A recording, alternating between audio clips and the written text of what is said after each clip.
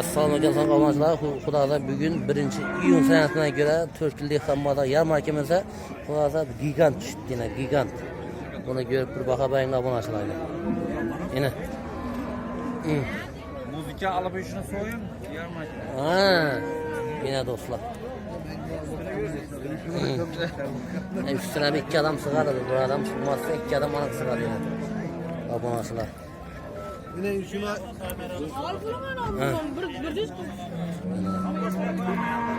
Xudo xohlasa do'stlar bir like tayyorlar shuni mol uchun. Bozorning eng elli moli Xudo xohlasa. 1 tonna 200 geldi yani. Mana Ag'abek ukamizni syomkida kechasiga mindiribdi molni yanimdan. bunu yaz kim bunu? Mana do'stlar xohlasa bugun mol bozorimizdan molimiz ko'p. Hozir mana Qur'on oyatlari bilan tabriklimiz do'stlar bu bozor. Sonra güttünün yanına gelip bunda şey Durmadan gerek. Ya Ag'abek uzunligi Ag'abek kellasiga yo'ntibdi bo'lgani ena. Sifatli vəz Xudo xolasa nasib etsin hammamiz ena.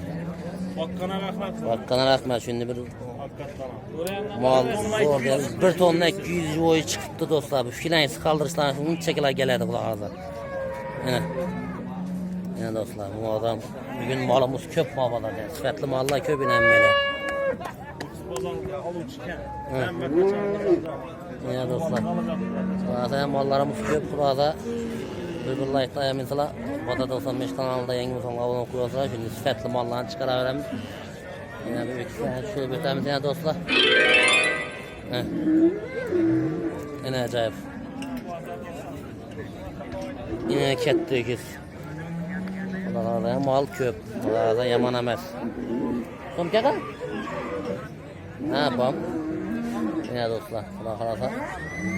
Sifatli mollar. Ana bu birinchi qatorimiz bu. Obunachilar. Kanaldan bo'lsanglar obuna qo'yasizlar, bir like qilamiz, podpishlar qilasizlar. Sifatli mollar yana.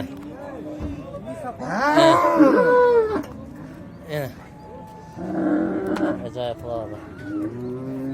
Bedam gigant, to'lqa gigant buyum bozorda. Yana obunachilar.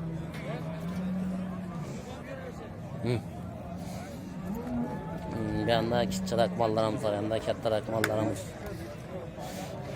Hozir bu kanalda yangi bo'lsanglar obuna bo'lishni do'stlar. Bu qisqacha obzor etdik yo'kizlarni. Endi takrordan to'kisdan ko'rsak.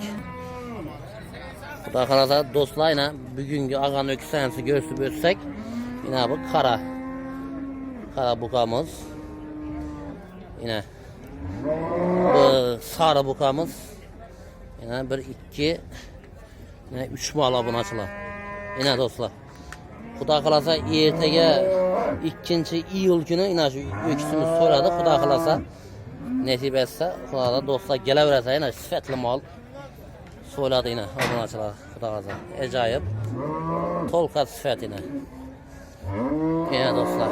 Xudo xolasa şu mallar için bir like ayamızlar kanalda yangi bo'lsanglar obuna bo'lib qo'yasizlar, podpishini ayamanglar. Men ham sizlar uchun podpishini ayamman do'stlar. Xudosa podpishida bo'lik hamisha bizlar ham sizlar uchun podpishidamiz. Shuni sifatlina bugun xudosa 3 o'kilini hammasi 3 bokani aldık do'stlar.